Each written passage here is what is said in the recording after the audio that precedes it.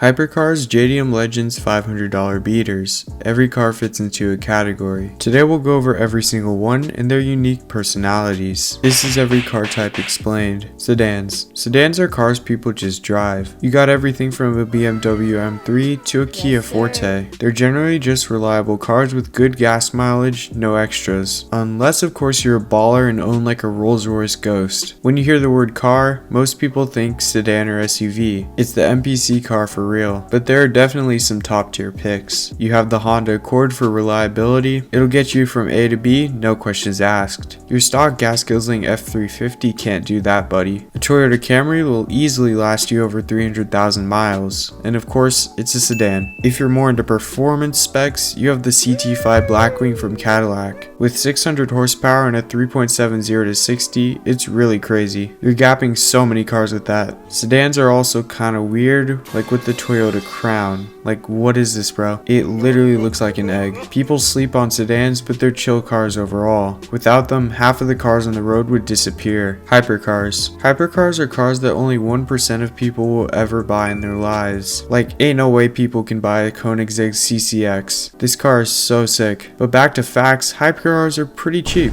Usually they only start in the millions, and at least have a 0 to 60 of less than 4 seconds. Not to mention a top speed of over 200 miles an hour. That's some crazy speed. Some examples would be the Bugatti Chiron Supersport 300 Plus, McLaren W1, and the Ferrari LaFerrari. Hypercars are luxurious cars that also have performance to back them. I'm guessing if you have enough money to buy one though, you're not tracking it. That's more for cars like the GT3 RS or Ariel Atom. Sure, they have the performance, but when you're messing around, that can cost you thousands, maybe even hundreds of thousands, just to get a part fixed. It's probably better to just buy another cheap car and track that. That way you don't total your $3 million hypercar. Honestly though, if you have that type of bread to begin with, I can't really tell you what to do. SUVs. SUVs are basically sedans but taller. However, not all SUVs are the same. There are a few absolute bangers out there. For starters, we have the Kia EV9. We have dailies like an old Honda CR-V from the 2000s. Solid MPG, great price, crazy reliability. You also have supercar slayers like the Jeep Track Hawk.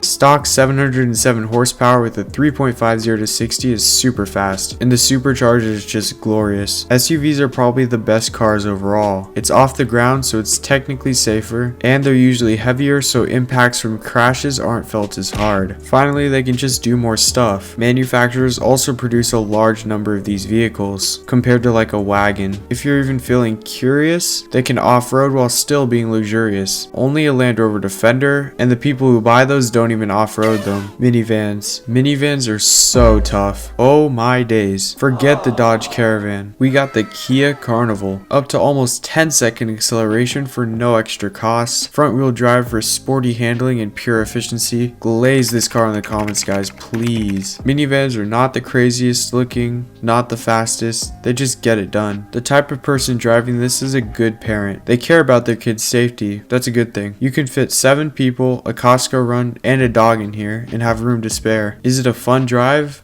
Maybe not. Is it practical?